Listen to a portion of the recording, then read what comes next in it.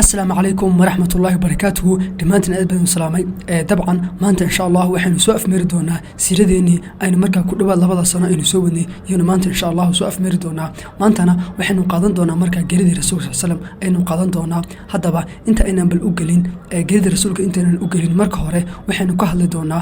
معلمه يقدم به الرسول صلى الله عليه وسلم وحنون كوب بالله مضي أين كهل دونا حتى با أنت أين بالكهذا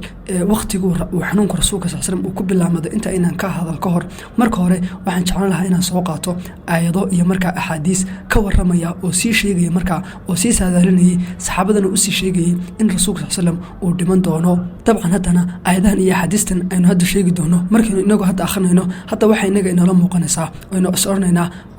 aayadahani waxay sii sheegeen geerida rasuulka ay sii sheegayaan aynu hadda inagu isoonaynaa maadaama dabcan waqti hore geerida rasuulka ay ka soo wareegtay laakiin aayadahan markii waqtiga ay soo degayeen iyo axaadiistaas markuu rasuulku sheegay waqtiga saxaabadu iyagoo maskaxdooda marnaba ma aysan ku soo dhacaynin rasuulka ayaa dhimanaya ma aysan ku soo dhacaynin dabcan sababtuna waxa weeye dabiicada bini aadamka iskaga abuuran waxa weeye qofka bini aadamka iyo qofku jecel yahay marnaba qofkaas dhimanaya kuma fikiro gaar ahaan marka maxad u maleynaysaa saxaabada oo rasuulka aad iyo aad u jeclaa iyagoo dabcan aayadahan akhrinaya aayadahan arkaya axaadiistan arkaya haddana marnaba maskaxdooda ma aysan qub ku soo oranaynin rasuulka ayaa dhiman doona marnaba maskaxdooda ma aysan ku soo dhicin sababtuna dabcan waan sheegnay oo qofka bini aadamka ahi iyo dabiicada bini aadamku qaabka u shaqeysa ayaa ah qofku jecel yahay marnaba qofkaas ka dhiman kara qofku kuma fikiro heer xataa xasan xaq dambe ka arki doono aayada quraan ku jira qaar kamida markuu Abu Bakar akhriyo ee saxaabada u sheegay in rasuulku dhintay saxaabada qaar waxay dhahan oo Abu Bakar weydiiyaan aayadahan ma quraanka ay ku jiraan macnaha qaadan waa iyo sidii hadda ay aayada u fahmeen sidoo kale Umar bin Khattab waxa uu yiri aayadaas markuu Abu Bakar akhriyay waxa ila noqdeen inaana aayadaha weligii Allah aan hadda ka hor aan hore u maqlin sababtuna tabcan waxa weeye Umar Ilaahay ka raal noqday aayadahan uu maqli jiray laakiin jacayl uu rasuulku u hayay dartii iyo jacaylkii uu rasuulku ayaa indha tiray oo marnaba rasuulka dhiman karayaba muusan maskaxiisa marnaba aysan ku jirin haddaba bal aayadaha qaar kamid ah hadaynu soo qaadano waxa kamid ah suuratu Zumar aayada 3aad Ilaahay waxa uu yiri innaka mayyitun wa innahum mayyitun rasuulka ayaa markaa la hadlaya Ilaahay waxa uu leeyahay nabi Maxamedow adiguna waa dhiman doontaa iyaguna way dhimanayaan sidoo kale Ilaahay suuratu Anbiya waxa uu ku yiri wama ja'alna li basharin min qablika al-khuld afa imta fahum al-khalidun Ilaahay markaa rasuulku waxa uu sheegaya oo ku leeyahay cid adiga ka horeysay oo waartay ma jirto nabi Maxamedow hadii aad dhimato iyaga miyaa waaraya iyo sidoo kale suuratu Nasr idaa jaa nasrullahi wal fath wa ra'ayta an-nas yadkhuluna fi diinillahi afwaja fasabbih bihamdi rabbika wastaghfirhu innahu kana tawwaba sidoo kale ahadiista faraha badan ee markaa dhacdan sheegaysa iyo in rasuulku uu dhiman doono sheegaysa waxa kamid ah mid kamid ah in soo qaadano xadiiskii markaa Mucaad ibn Jamal uu soo warnayay dabcan Mucaad ibn Jamal oo kamid ah markaa saxaabada gaar ahaan saxaabada da'yarta kamid ah kana mid ah markaa saxaabada uu rasuulku aadka u jeclaa ayaa markaa sanadadii dambe Mucaad wuxuu kamid ahaa dadowgii markaa magaalooyinka loo kala dirayay Mucaadna markaa Yemen baa loo diray markii hadaba Mucaad Yemen loo diray ayaa Mucaad uu ambaxayay ayaa markaa rasuulka ayaa Mucaad soo raacay waliba si gaar ah oo markaa gooni ah oo labadooda oo kaliya waa rasuulka iyo Mucaad ayaa markaa is soo raacay Mucaadna markaa uu dameerka fuushana rasuulkuna uu garab socday Mucaadna uu kula rasuul Allah dameerka adigu soo furana ku garab soconay rasuulkuna uu ku adkeenayay may fuushana uu kula markii dambe ay markaa xagga iyo waqooyiga Madiina u soo baxeen markii labadooda oo kaliya noqdeen ayaa rasuul sallam Mucaad waxa uu ku yiri Mucaad wallahi waan ku jecelahay Mucaad wallahi waan ku dhaartay rasuulka ornaya waan ku jecelahay waxaana laga yaabaa sanadkan wixii ka dambeeya inaadan arag waxaana laga yaabaa marka dambe ee soo noqoto ee Madiina timaado inaad timaado oo odeesho masjidkayga iyo qabrigayga oo inaad aragto ayaa laga yaabaa dabcan xadiiskaas oo inoo muujinaya in rasuulku hadda Mucaad u sii sheegayo in rasuulku uu dhiman doono markaasuu Mucaadna dabcan uu bilaabay inuu markaa ooyo sidoo kale xalqadeennii hore ee xajjatul wadaa waxaynu ku soo arkaynay rasuulku marka intaasoo jeer ku celcelinaya oo ornaya waxa laga yaabaa sanadkan wixii ka dambeeya inaynan is aragay inaynan ila kulmin taasoo dabcan 100% rasuulku u sheegay markaa saxaabada in sanadkan wixii ka dambeeysa inaysan arki doonin sidoo kale sanadkii koonaad ee markaa rasuulku uu dhiman doono bisha safar dhamaadkeedii inta uusan xanuunka ku bilaamanin ka hor maalmaha uu xanuunka ku bilaami doono maalmihii ka horeeyay si gaar ah ayuu rasuulku burta Uxud buu u tagay halkaana wuxuu ku booqday shuhadadii Uxud dagaalkii Uxud markaa saxaabadii halka ku shahiiday ayuu ku booqday maalintaana markaa si gaara iyo duco gaara ayuu ugu duceeyay hadaladiisina waxa kamid ah oo ku lahaa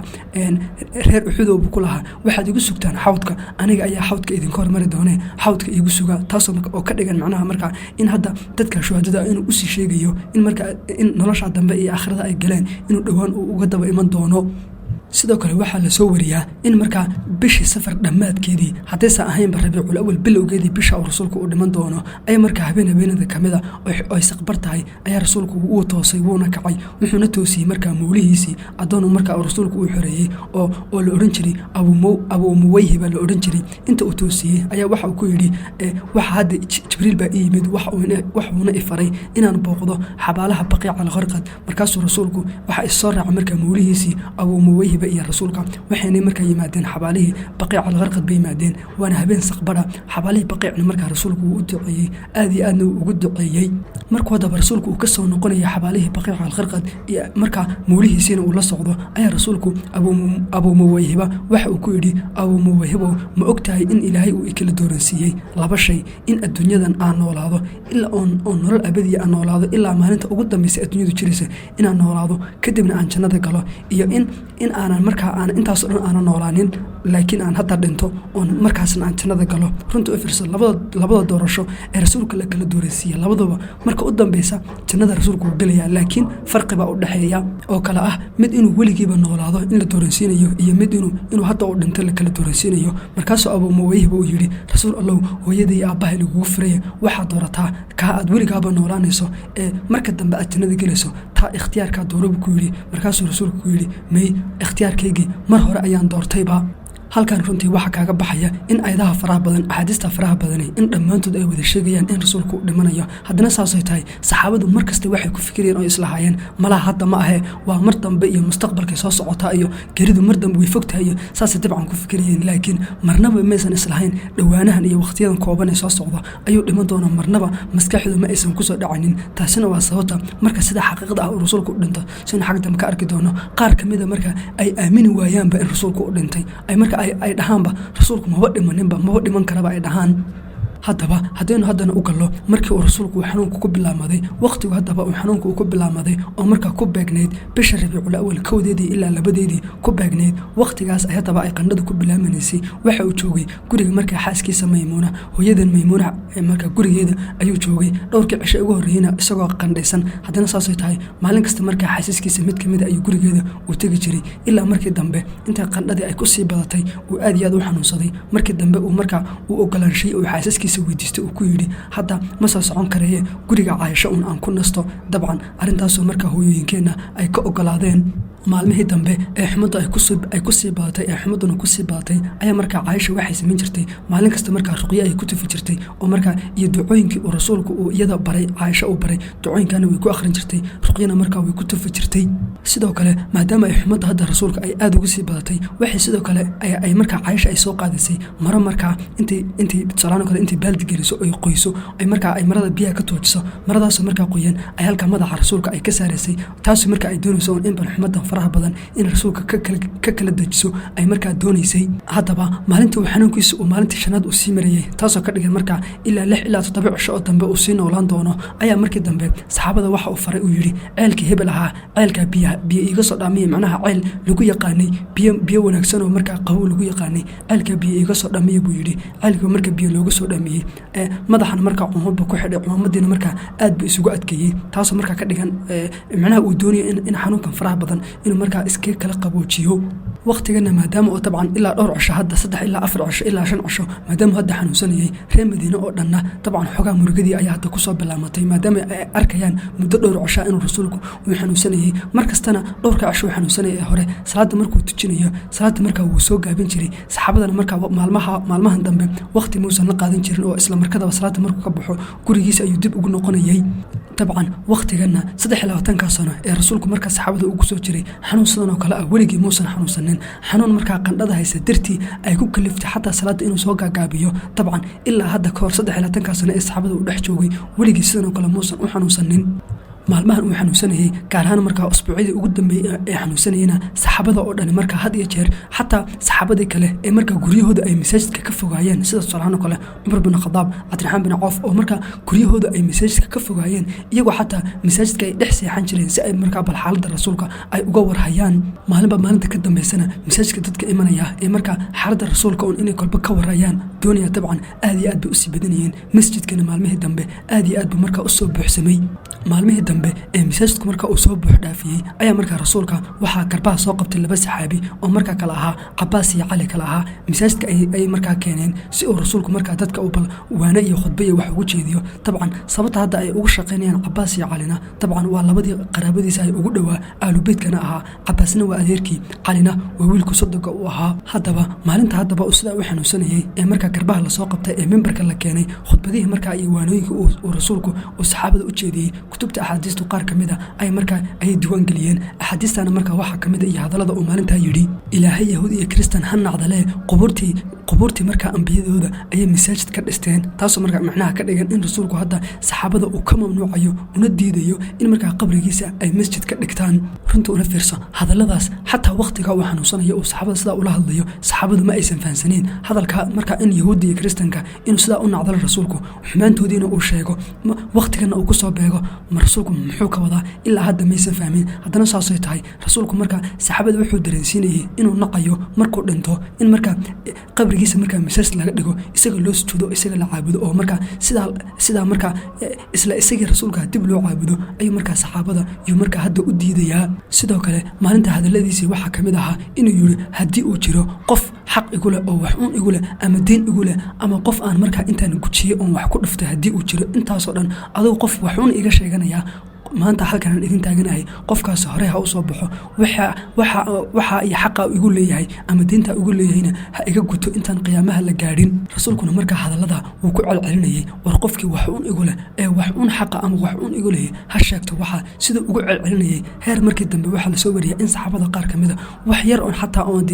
aan la magacaabi karin in qaar kamidii ay sheegeen oo markaa saxaabada mid kamid ay yidhi rasuul allow aniga ayaa kugu leh 3 diinaar baan kugu leeyahay markaasuu rasuulku yidhi 3 diinaar maxay ahaydoo micnaha goormaan kaa qaatay markaasuu ninkii yidhi rasuul allah saxaabiga yidhi micnahan ka wadaa rasuul allah wallahi baan ku dhaartay hadda kuma weydiiyeen oo kuma odhan lahayn 3 diinaar baan kugu leeyahay kuma odhan lahayn laakiin maadaama aad ku celcelisay oo adkeysay oo tidhi qofkii wax uun igu laha sheegto maadaama aad ugu celcelisay waxaan yara dareemay haddii aan xataa 3 diinaar ee yar haddii aan sheegi waayo inaan dambiile ahay baan dareemayo saasaan marka aan u sheegtay waxayna ahayd maalin aynu meel fadhinay ayaa qof maskiin ayaa oo dawarsanaya ayaa meesha soo maray markaasaa tidhi yaa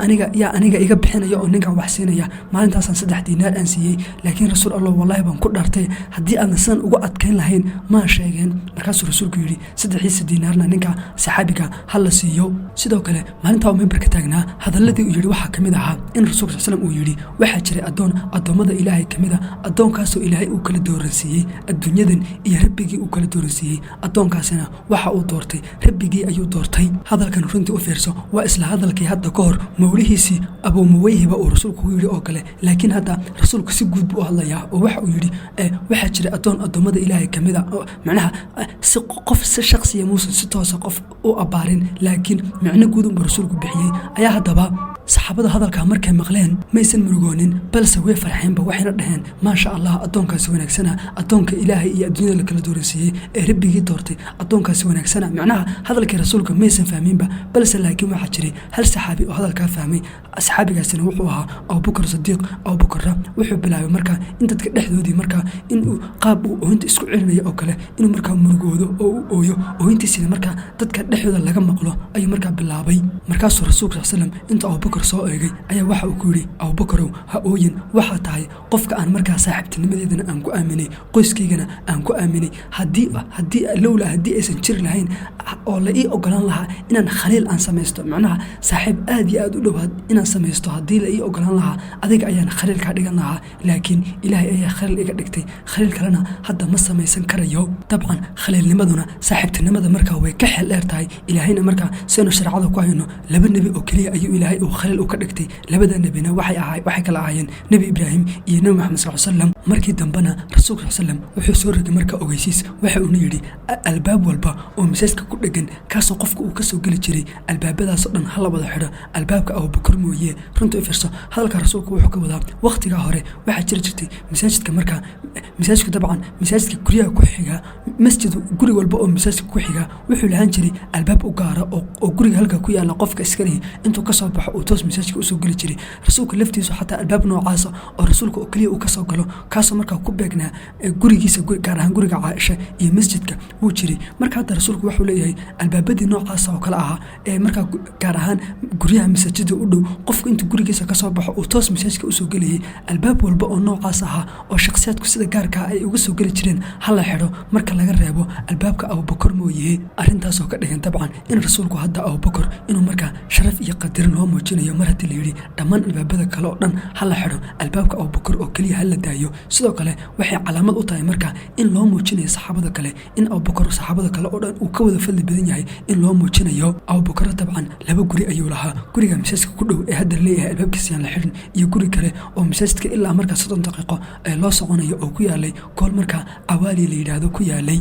sidoo kale maalmihii u dambeysay inta aysan dhicin in markaa salaada intaysan dhicin markaa inuu Abubakar Sidiiq uu dadka salaada tujiyo ka hor maalmihii ka soo horeysay salaadii ugu dambeysay ee markaa jaariye ah ee rasuulku uu qur'aanka kor akhrinayo ee uu markaa saxaabada oo dhan wada tujiyaa waxay ahayd maalin jimco ah oo salaad maqriba ayay ahayd. maalinta haddaba uu saxaabada uu salaada tujiyeyna maadaama salaad maqrib ahayd wuxuu ku tujiyey suuratul mursalaat buu ku tujiyey. inkastoo dabcan maalintii ugu dambeysay ee rasuulku uu saxaabada tujiyo culimada qaar inkastoo maalin khamiis ay dhahaan balse waxa markaa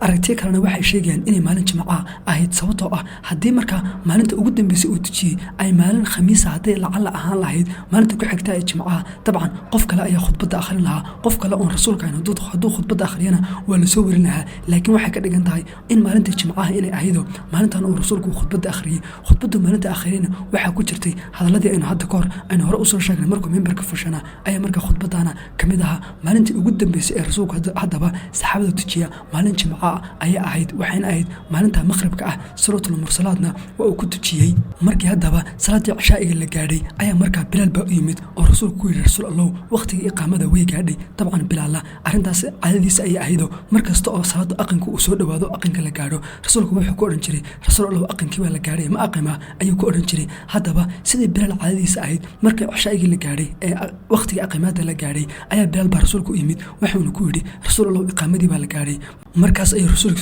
isku dayay inuu kaco haddana markaa taagnidii ayuu ka dhacay wuuna miyir daboolmay haddana mar labaad ayuu soo miirsaday wuxuu yidhi markaa biyaha la ii keeno haddana mar labaad isku dayay inuu kaco haddana mar labaad haddana wuu laba dhacay wuu miyir daboolmay muddo markaa ka dheer muddadii hore in badan ayuu markaa miyir daboolmaa. markii dambe ayuu haddana uu soo miirsaday dadka ayuu weydiiyey waxuu yidhi dadkii ma tukadeen markaasaa lagu yidhi rasuul allow lama tukanin adiga ayaanu ku sugaynaa. haddana inuu kaco ayuu isku dayey markuu isku dayey inuu kaco haddana jilbihiisii iyo lugihiisii ayaa hayn kari waayey haddana taagnidii ayuu markaa ka dhacay. riwaayadaha qaar waxay sheegeen markaa ilaa 7 jeer inuu markaa isku dayey inuu kaco oo markasta oo sidaa u dhacayay. runtii waxaana arrin laga murugoodo ah in markaa inaynu arkayno hadda rasuulka ilaahay oo 7 jeer istaaga ka dhacaya qisaska noocan oo kale aynu akhrinayno arkayno maqlayno haddana qaar inaga mida inaysan markaa ku dhiiranaynin in salaada ay waqtigeeda ilaaliyaan. markii dambe ee rasuulka marka u cadaatay inuusan dadka salaada uusan hogaamin karaynin ayaa rasuulka sallam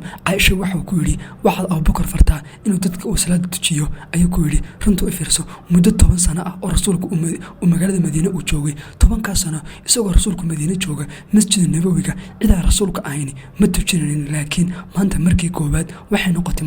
markii koobaad ee rasuulku uu faro in Abubakar uu dadka uu salaada tujiyo. halkaas haddana waa mar labaad dabcan saxaabada loo muujinayo in rasuulku uu leeyahay marka aan maqanahay qofka idinka taxadariya waa Abubakar. amarka haddaba maadaama uu rasuulku uu Caaisha faray Caaishana dabcan maysan doonaynin in aabaheed maadaama Abubakar aabaheed yahay inuu dadka uu salaada tujiyo markaas cudurdaar bay u samaysay cudurdaar aan been ahayn laakiin haddana cudurdaar dhab aan noqon karin waxayna ku tiri yaa rasuulallahi aabahay qalbigiisa ayaa jilicsan markuu quraanka akhrinayana wuu ooyaa arrintaasna markuu salaada tujinayo hadduu markaa quraanka intuu akhriyo uu ooyo arrintaas dadka ayaa dhibsan doonee qof kale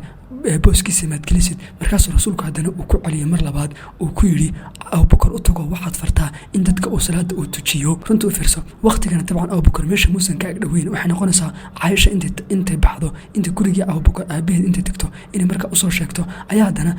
maadaama aysan caaisha dabcan aabaheed booska la doonaynin ayaa haddana caaisha xafsa waxaa ku tiri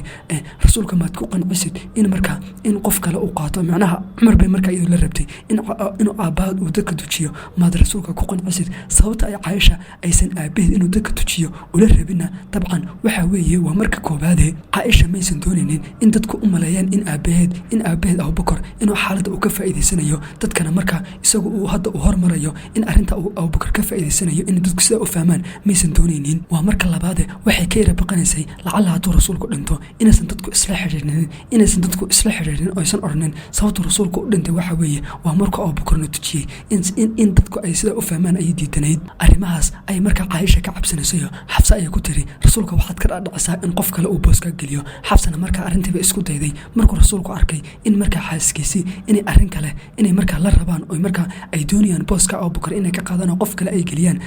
marka arkay ayaa rasuulku isagoo xanuunsanaya qandhaduna marka ay zaa'id ku tahay ayaa haddana waxa uu yidhi orda oo soo raadiya abubakar oo abubakar dadka ha tujiyo wallaahi baan ku dhaartaye ilaahay inuusan ogolaanaynin cid kale inay dadka tujiso oon abubakar ka ahayn idinkuna xaaskiisa ayuu markaa la hadlaya idinkuna waxaad u dhaqmaysaan sidii dumarkii markaa yuusuf oo kale ayaad u dhaqmaysaane macnaha dumarkii yuusuf kaag dhowaa maadaama yuusuf arrin u qorsheeyeen isla sidii oo kale ayaad idinkuna xafsa iyo caaishay aad rabtaan arrin kale inaad qorshaysaan arrin kale oon soconaynin ayaad rabtaan inaad qorshaysaan oo ah in abubakar booska aad ka saartaanoo qof kale uu dadka u tujiye markii dambe ayaa markaa laysku dayay in abubakar lasoo raadiyo abubakar ayaa markaa soo yaraagay cumar ayaa markaa booskii galay cumar markuu salaadii uu bilaabay rasuulku uu maqlay codkii cumar ayaa rasuulku mar saddexaad buu ku celiyey oo waxa uu yidhi socda oo abubakar soo raadiye ilaahay iyo rasuulkiisu cidaan abubakar ahayn ma aqbalayaane markii dambe ee la arkay in rasuulku aad iyo aad ugu adkaysanaya in abubakar uu dadka tujiyo ayaa dabcan abubakar lasoo raadiyey markii dambena salaada dadka waxaa tujiyay abubakar ilaa maalmihii dambe oo dhanna isaga ayaa markaa tujinayey salaadihii ku xigana isaga ayaa markaa abubakar isaga ayaa markaa tujin jiray ayaa maalinkii dambe haddaba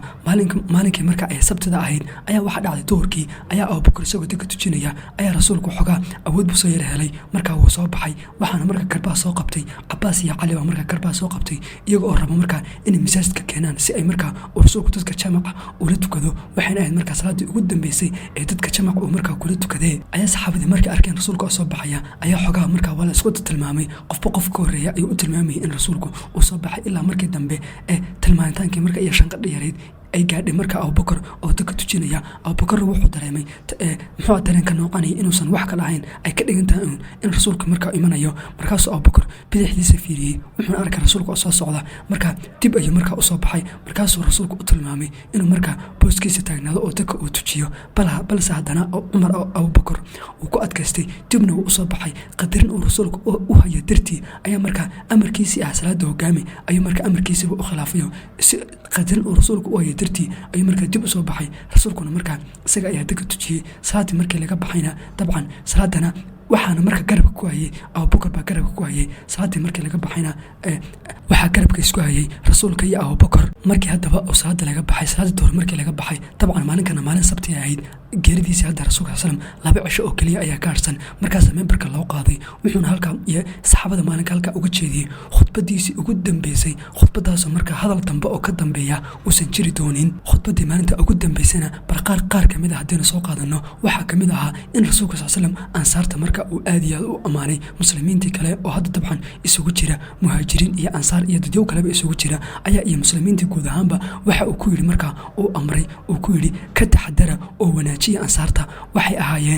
ahaayeen la taliyaashaydii ugu wanaagsanaaye wayna oofiyeen wayna ka soo baxeen ballantii ay qaadeene dabcan ballanta oo rasuulku uu ka warramayana waad xasuustaan waxay ahayd markaa ballantii aynu soo marray waqtigii uu rasuulku madiine usoo jiran doono baycatu ridwaan cafwan baycatul caqaba ayaan ka wadaaye baycatul caqaba ayaa ahayd markii rasuulku iyo marka ansaartu habeenkii ay isku dhaarsanayeen in rasuulku ay difaacayaan naftooda iyo wax walbana ay u hurayaan ballantii ayuu marka rasuulka wadaa waxa uu leeyahay markaa ballantii iyo cadigii ay qaadeen way ka soo baxeen ansaarta wanaajiya waa marka labaade hadalka uu rasuulku yidhi dabcan waa hadal xeel dheer u fiirso waxa uu yidhi muslimiinta ayuu la dardaarmayo waxa uu ku yidhi ka taxadara oo daneeya oo ilaaliya ansaarta runtii u fiirso qof markaad ku dhahdo qofka hebela iyo ilaali markaad ku dhahdo maxay ka dhigan tahay waxay ka dhigan tahay qofkaasi isagu mas'uul ma noqonayo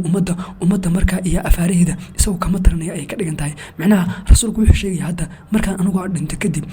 dadka markaa ummadda u tarin doona ee ummadda hogaamin doona iyaga ma noqon doonaane dadka ummadda hogaamin doonow iyaga iyo ansaarta ka taxadara ayuu rasuulku uu leeyahay sidoo kale rasuulku waxa uu faray in jasiiradda carabiya oo dhan in laga tirtiro dhammaan sanamyada iyo markaa sanam caabudintaba in gebi ahaanba wax sanam caabud sheeganayaba in jasiiradda carabiya laga tirtiro ayuu marka uu dadka faray arrintaasina waa arrin fiqiyeed oo dabcan maalinta rasuulku uu markii ugu dambeysay uu sheegayay jasiiradda carabiya gaar ahaan xijaas waa maka iyo madiine dabcan xataa waa sababta ilaa maanta aan loo ogoleen qof aan muslim ahayn mooye qof kale inuu xataa galo sababta aan loogu ogoleen weeye sidoo kale saxaabada wuxuu kula dardaarmay oo uu ku yidhi waftiga dambe ee idin iman doona macnaha dadka kale ee waftiga ah ee idin iman doona si fiican usoo dhaweeya oo qadariya ayuu ku yidhi taasoo ka dhigan macnaha dadka marka dambe islaamnimada qaadan doona ee dib ka iman doonana iyagana hagaajiya runta u fiirsa hadalladan oo dhani waxay u muuqdaan in rasuulku uu tegayo oo uu markaa uu sii socdo balse laakiin saxaabadu waxay ku fikirayaan in rasuulku uu soo fiicnaanayo oo macnaha inuu caafimaad heli doono ayay markaa kusii fikirayeen waqtigan sidoo kale maalinta hadalladu yidhi waxaa ka mid ahaa marka aad sii dhimanaysaan mid idinka mid yihi marka uu dhimanayo marka uu arko inuu sii dhimanayo malaha ilaahay uu ka rajeynayo malo wanaagsan ha noqdo macnaha markaad sii dhimanayso malo wanaagsan iyo markaa yaqiin wanaagsan ilaahay ku qab sidoo kale hadalladiisii ugu dambeeyey waxaa ka mid ahaa oo saxaabada uu aadka ugula dardaarmay oo uu ku yidhi assalaa war salaada ilaaliya sidoo kale waxaad ilaahay aad uga baqdaan ood ilaahay kaga baqdaan bulshada dadka ku jira ee daciifka ah iyo kuwa la dulmiyeyna ilaahay kaga baqa dabcan dardaaranadan oo dhanna waxay ahaayeen markaa maalin sabtiya gaar ahaan waqti duhura ayay ahaayeen taas ahayd markaa markii ugu dambeysay ee saxaabada markaa si wada jira uu ula dukan doono haddaba maalinta ku xigtay oo ahayd maalin axada beriyo isniinna marka uu dhiman doono ayaa markaa caaisha ayaa waxa uu ku yidhi waxa lacaga maxaynu haysanaa oo guriga inoo yaala markaas caaisha markaa waxay soo saartay markaa wax yar oo duuban oo markaa silfar yar oo markaa silfar shilimaan yar oo silfar oo ilaa 7 shilin oo silfari ay ku jiraan ay markaa soo qaaday runtii u fiirso ilaa waqtiga ilaa maantana silfar dabcan aad iyo aad bay raqiis u tahay halka silfarka ay maanta waa wax yaroon ilaa 2 ilaa 3 dollar meelaha gaadhaya taasoo markaa ka dhigan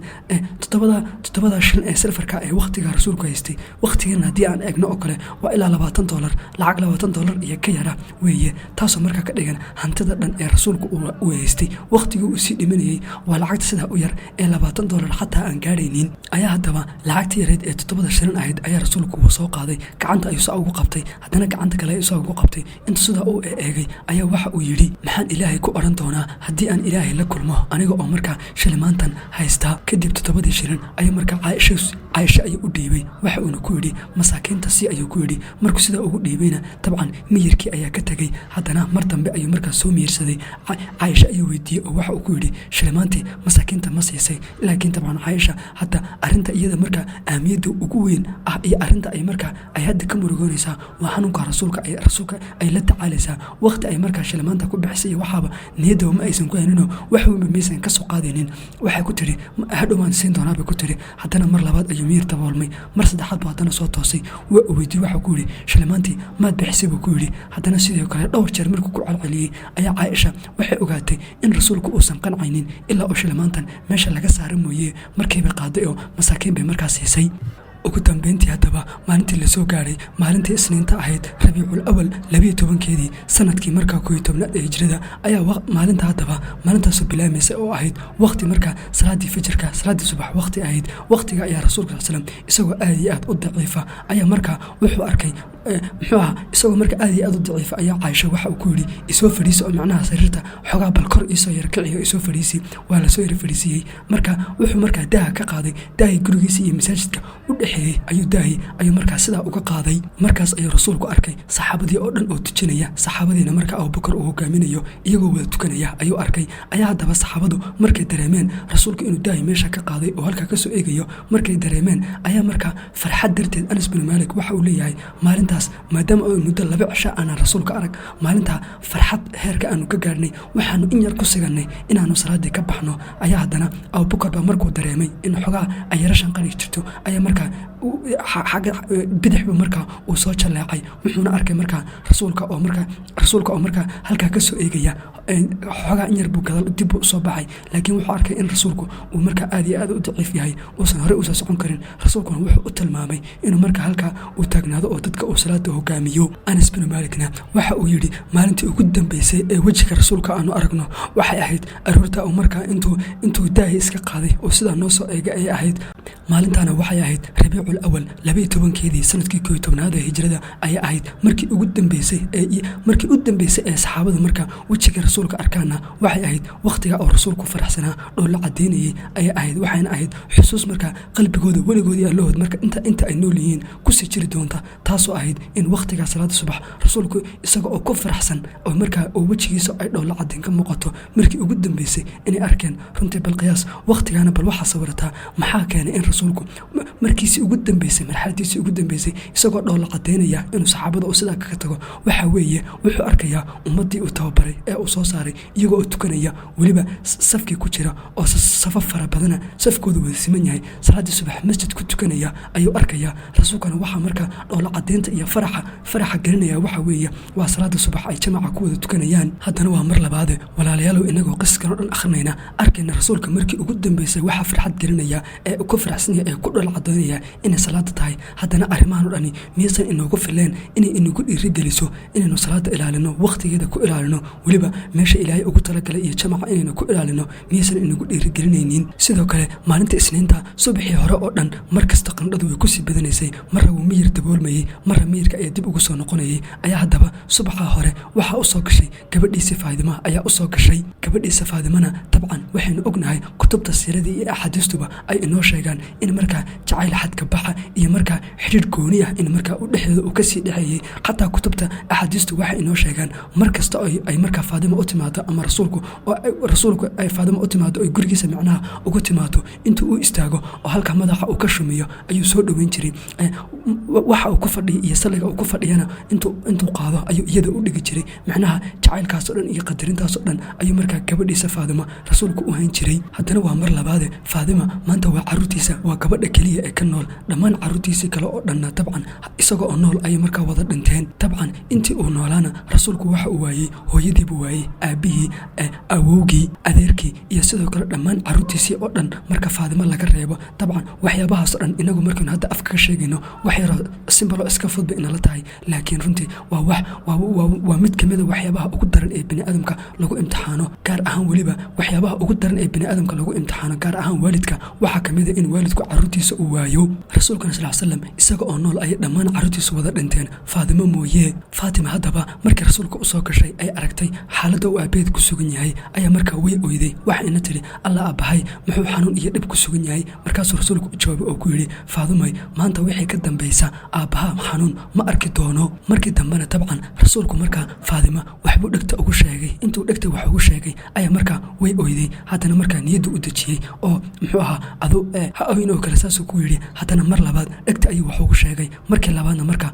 way qosashay wayna dhow la cadeysay. markii dambe ay ka soo baxaysay ayaa Caaisha waxay ku tiri ii sheeg rasuulku muxuu ku sheegay oo marra aad la farxday marra aad la oyday markaas Faadima ku tiri may sirta rasuulka inta uma sheegi karo. dhowr bilood haddaba markay ka soo wareegtay ayaa Caaisha waxay ku tiri Faadima ay ku tiri haddaba waad ii sheegi kartaa hadda ii sheeg markaas Faadima ku tiri hadda ayaan ku sheegi karaa macnaha maadaama rasuulku dhintay oo sirtiisa hadda maadaama sheegi karayo haddaan ku sheegayaa waxay Faadima markaa waxay Caaisha ku tiri markii koobaad ee dhigta waxay ugu sheegay rasuulku wuxuu igu yidhi sanadkan Jibriil waxa markuu u yimid laba jeer buu quraanka ila dhameeyay halka sanadadii hore uu hal mar quraanka ila subcan jiray taasoo markaa aan anigu u fasirtay inay ka dhigan tahay in waqtigii la gaaray macnaha inaan hadda aan dhimanayo.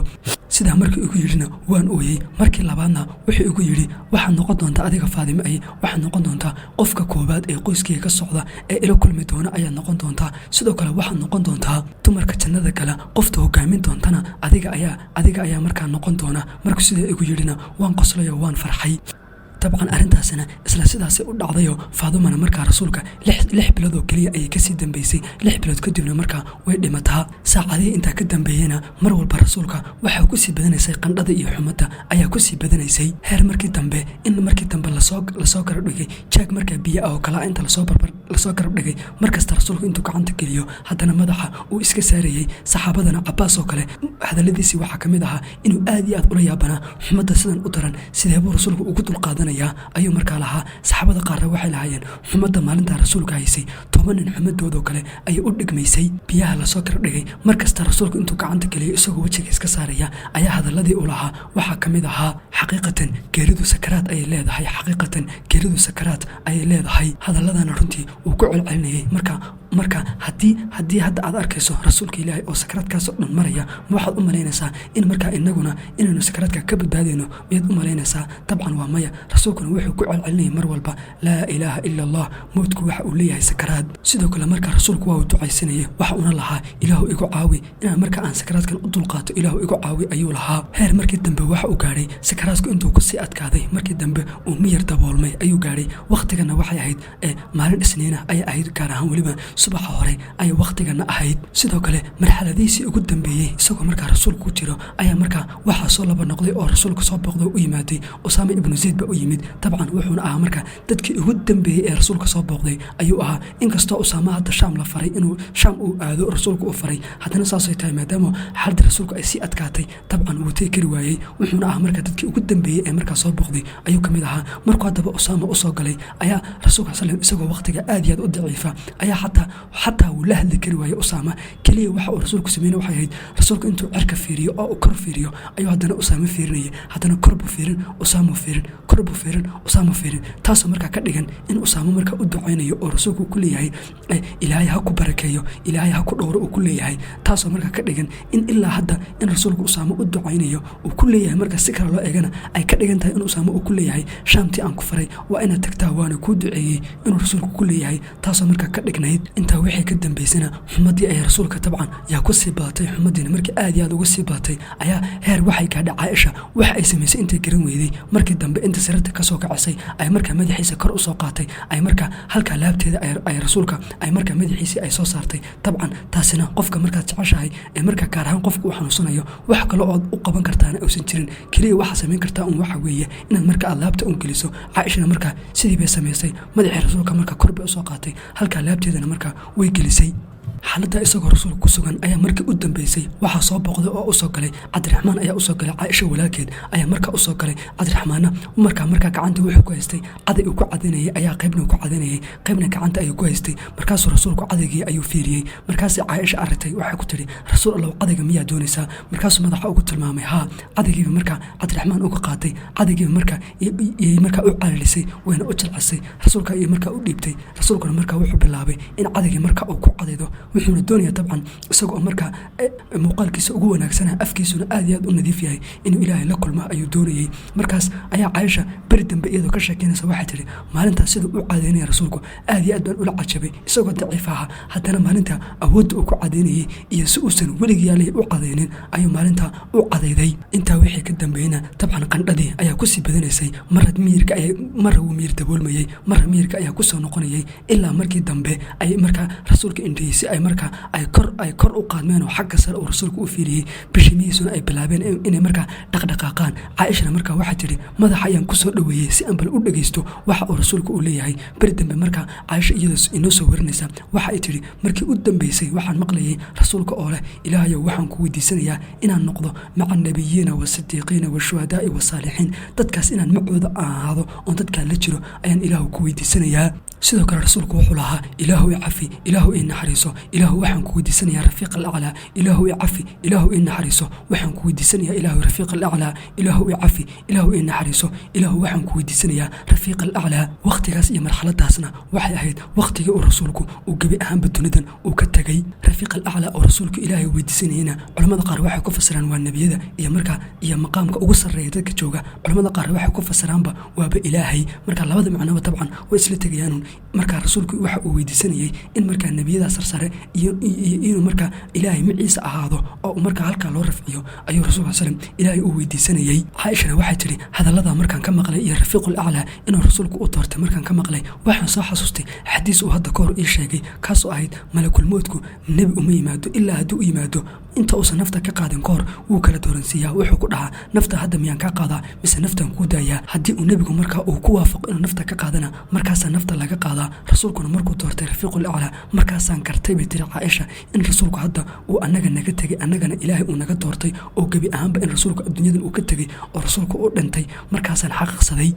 waqtigaas iyo marxaladaas ayaa caaishana si dhaba ay gerida u taabatay markaasayna xaqiiqsatay in hadda uu rasuulku si dhaba u dhintay. markaas ayay xaqiiqsatay waqtigaa haddaba uu rasuulku dhintayna waxay ahayd salaadii duhur markii laga baxay in yar kadib ay ahayd rabiicul awal 12 sanadkii 11 ee hijrada. markii haddaba uu rasuulku uu sidaa u dhintay uu rasuulku uu sidaa u geeriyooday Faadima gabadhiisa Faadima ayaa markaa guriga ku xigta ay joogtay isla markadiiba iyadoo ordaysa ay soo gashay waxayna tiri aaboy bay tiri aaboy yeedhmadii rabbiga waad ka jawaabtay aaboy ugu dambeyntii jannatul firdaws ayaad gashay aaboy geeridaada waxaanu u sheegaynaa malakul jibriil ayaanu geeridaada u sheegaynaa. caaishana waxay oran jirtay nimcada ugu weyn ee abad rabbigay i siiyey waxay ahayd in rasuulku uu ku dhinto gurigaygii maalintaydii weliba uu ku dhintay inta u dhaxaysa luquntayda iyo laabtayda wixii ugu dambeeyey ee afkiisa kalena ay ahayd candhuuftayda macnaha cadaygii aan u calaliyey.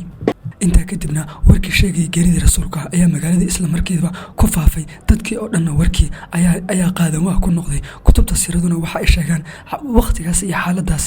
saxaabadu sida ku sugnaayeen qaar kamida wax ay sameeyeen ba garan waayeen qaar kamida jilbay bay u dhaceen qaar kamida meesha ay taagnaayeen bay ku qallafeen wax alla yaala wax ay sameeyaanna way garan waayeen. dabcan xataa idinka hadda muuqaalka daawanaya dabcan xaaladii ay waqtiga asxaabada ku sugnaayeen wax la sawiri karayo ma aha. anigana hadda hadlayaana dabcan waxaan eriyo aan kusoo koobi karayo ma aha. saxaabaduna maalinta waxay qiyaasi kari waayeen nolol iyo adduunyo uusan rasuulkii uusan dhex joogin sida ay noqon karto ay maalinka qiyaasi kari waayeen. waqtigana dadkii masaajidka joogay saxaabiga ugu weynaa ee waqtiga masaajidka joogay dadkii masaajidka joogay kamid ahana Umar buu ahaa. macnaha dadkii masaajidka joogay Umar ayaa waqtiga ugu weynaa. waqtigana Abu Bakar masaajidka ma uusan joogin. dabcan sababtuna waxa weeye maalintan isniinta ah ee uu dhiman doono subaxeedii maadaama uu rasuulku intuu daa iska yara qaaday saxaabada soo fiiriyay isagoo dhoola cadeynaya. maalintaas dhoola cadeynta maadaama saxaabadu aad iyo aad ugu farxeen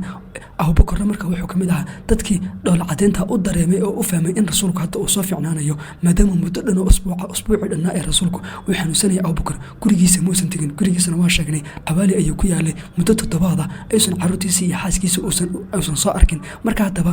subaxa uu rasuulku sidaa ugu dhoola cadeeyay ayaa saxaabo fara badan waxay u maleeyeen in rasuulku hadda uu soo fiicnaanayo. waqtigana marka Abu Bakar Aisha wuxuu ku yiri gabadhiisa waxa ku yiri hadda ayna xafadii karaya oo ba xafadii baan soo eegiyo waan soo noqon buu ku yiri. intii marka haddaba uu xafadiisa cawaali uu ku maqnaa ayaa haddaba ay arrintan dhacday rasuulkuna uu geeriyooday. waqtigana dadkii masaajidka joogay qofkii ugu weynaa ee joogay waqtiga Umar bin Khattab ayuu ahaa. ayaa haddaba dadkii masaajidka joogay markay wax ay sameeyaan garan waayeen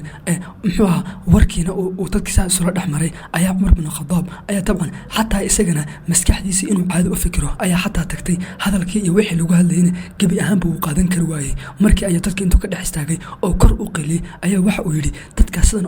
oranaya rasuulku wuu dhintay waa munaafiqiin buu yidhi been way sheegayaan rasuulka ilaahay ma dhimanin buu yidhi. macnaha qiiro darteed buu qaadan laayay rasuulkii baa dhintay buu qaadan laayay maskaxdiisa xataa Umar bin Khattab hadda ma joogto. waxa uu yidhi rasuulka ilaahay ma dhimanin dadka oranaya rasuulka wuu dhintay waa munaafiqiin. Nabi Muuse dadkiisa wuxuu ka maqnaa oo ilaahay u tagay 40 cisho sidaas oo kale rasuulkeenuna ilaahay buu u yara tagay 40 cisho kadib uu soo noqonaya carwaakaas waa ninka dhaa rasuulku wuu dhintay qofka dhaa rasuulku wuu dhintay qortan ka geenaya buu yidhi. markii ay dadkii wada baqeen waxa la sameeyay waa la garan waayay dadkiina markaa way wada aamuseen.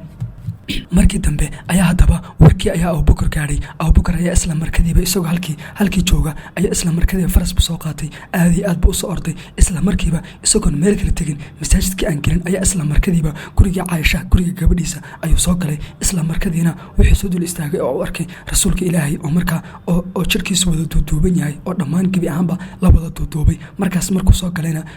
muxuu ahaa maradii ayuu madaxiisa ka qaaday. markuu wajigiisa arkayna isla markadiiba waa ooyay waa uuna ooyey halka hore madaxana waa uu ka dhunkaday waxa uuna yidhi rasuul allow hooyadii iyo aabbaha lagu firiyey alla maxaan jeclaan lahaa maanta wax walba oo haya inaan bixiyo si aan bal dib kuugu soo celiyo oo nolosha aan dib kuugu soo celiyo laakiin buu yidhi rasuul allow ilaahay xaqiiqda iyo runta ayuu ka hadlay qof walbaaba wuu dhimanayaa adiguna gerida waad dhimanaysaa oo adiguna waad dhimatay laakiin hal mar baad dhimanaysaa rasuul allow tani waa geridaadii waad dhimatay alla rasuul allow maxaa ka wanaagsanaa noloshaadii haddana maxaa ka wanaagsanaaday geeridaada intaas kadibna abubakar waxa uu soo galay masaajidka oo guriga Caaisha ayuu ka soo baxay wuxuuna arkay markaa dadkii masaajidka joogay oo wada dabaqsan oo markaa wada anfiriirsan oo wada dabaqsan iyo markaa Cumar ibn Khadaab oo markaa masaajidka kulba dhinac u qaadaya dadkii ku qiranaya oo ornaya carwaakaas waa ka dhaa rasuulku uu dhintay ayuu arkay markaasuu hadaba markuu abubakar soo baxay ayaa abubakar Cumar buu la hadlay wuxuu ku yidhi Cumarow fariiso buu ku yidhi u fiirso runtii qofka kaliya ee awood u leh kuna dhiiran kalaya inuu Cumar ku dhaho Cumaroo fariiso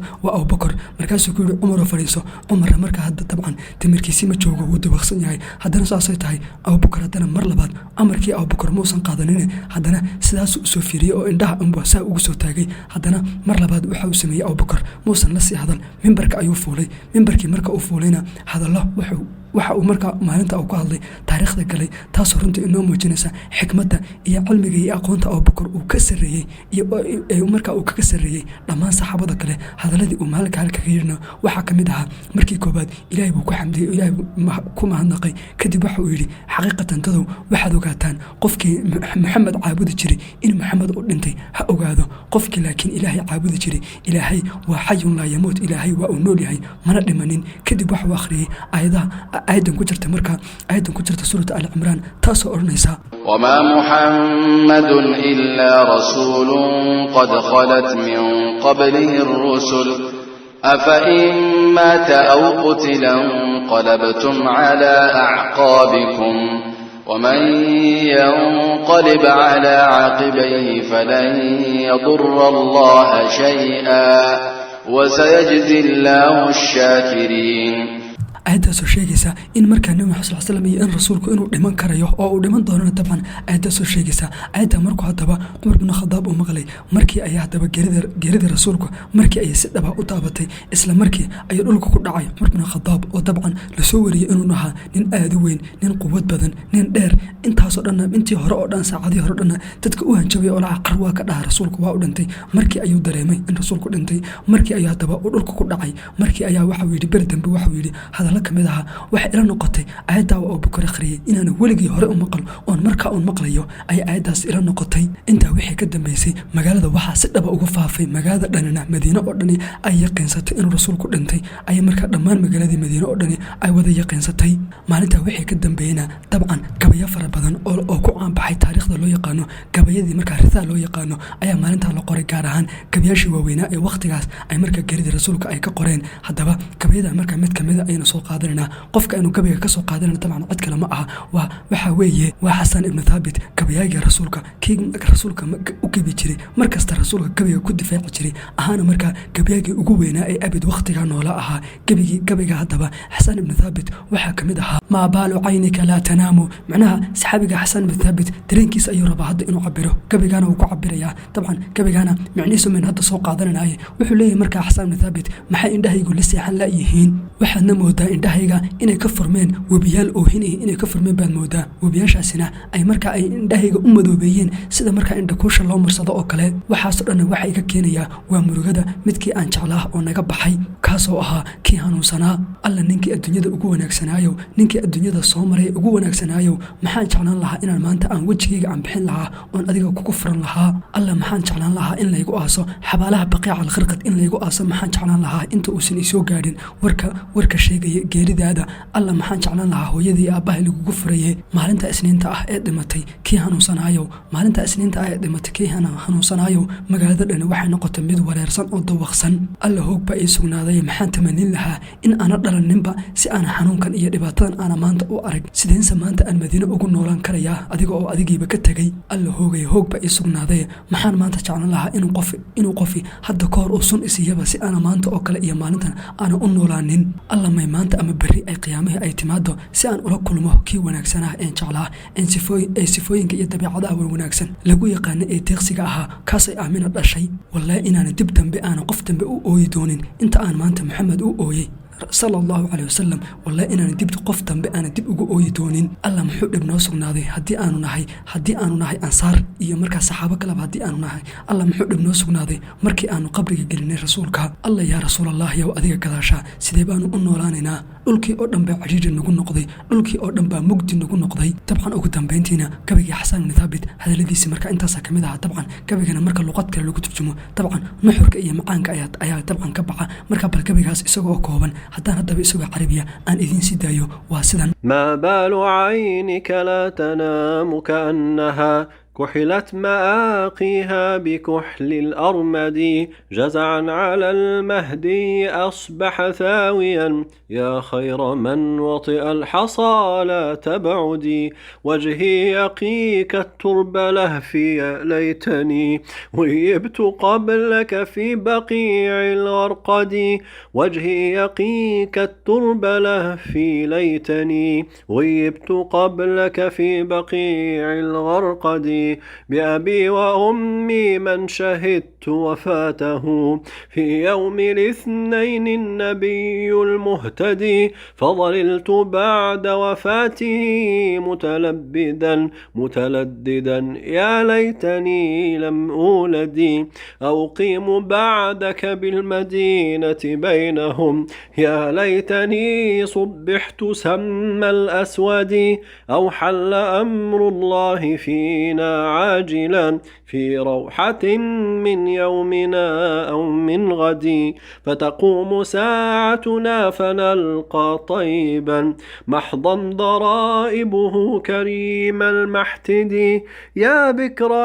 آمنة المبارك بكرها ولدته محصنة بسعد الأسعد نورا أضاء على البرية كلها من يهدى للنور المبارك يهتدي من يهدى للنور المبارك يهتدي يا رب فاجمعنا معا ونبينا في جنة تثني عيون الحسد في جنة الفردوس فاكتبها لنا يا ذا الجلال وذا العلا والسؤدد والله أسمع ما بقيت بهالك والله أسمع ما بقيت بهالك إلا بكيت على النبي محمد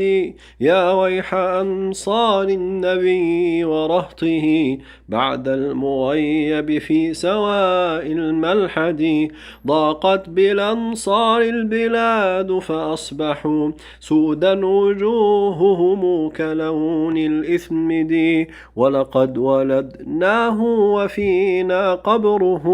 وفضول نعمته بنا لم نجحد والله أكرمنا به وهدى به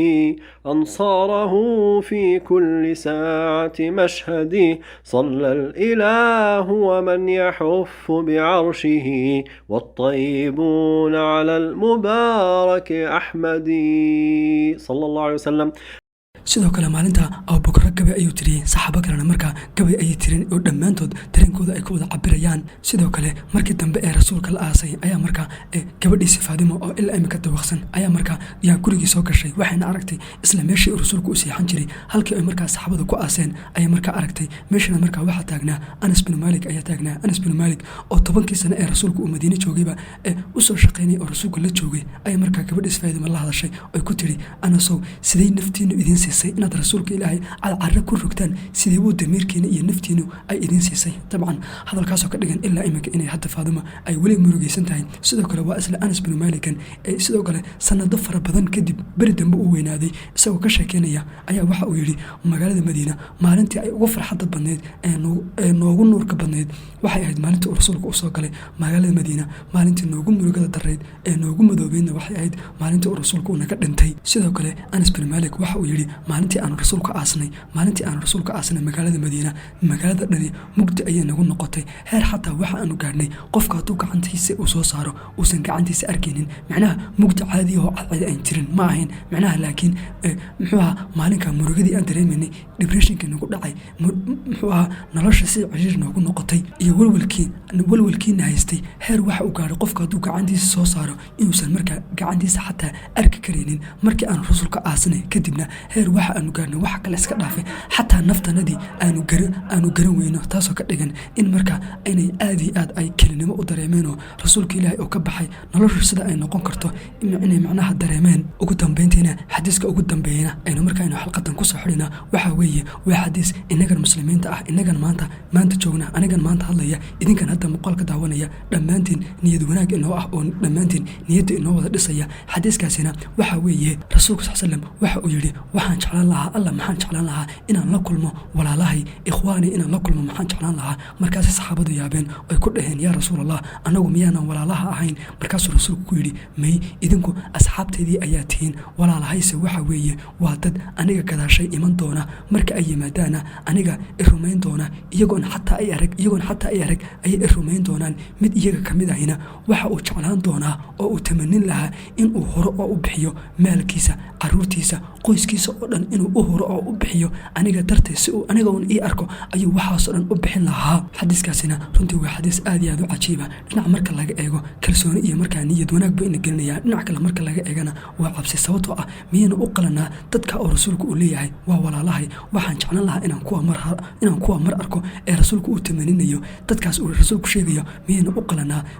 qalanaa inaynu dhahno dadka oo rasuulku sheegaya waa annaga inaan dhahno miyayna dabcan u qalanaa laakiin haddana inaga oo niyaddeena wanaajinayna waxa aynu leenahay rasuul allah waanu ku jecellahay rasuul allah qudwahayadii iyo kii aanu ku daynaynay ee role modelka noo ahaa ayaa tahay rasuul allah imaamkayagii ayaa tahay rasuul allah kii uu rabbi noo soo diray si uu noo badbaadiyo ayaa tahay rasuul allah adiga la'aantaana annagu waxba ma nihin rasuul allah wax walba naftayada xoolahayaga iyo waalidkayaga way rasuul allah adiga dartaa waanu ku hori lahayn ugu dambeyntiina walaalayaalow dabcan arrintaa weyn iyo nimcada weyn ee ah inaan rasuulka aragno arrintaa ma aynaan helin saxaabada ayaa arrintaa helay ilaahayna iyaga ayuu arrintaa ku sharfay laakiin inagu ilaa maanta fursad kale aynu haysanaa rajana waynu leenahay taasoo ah si dhaba oo xaqiiq ah rasuulka miyaynu u jecel lahay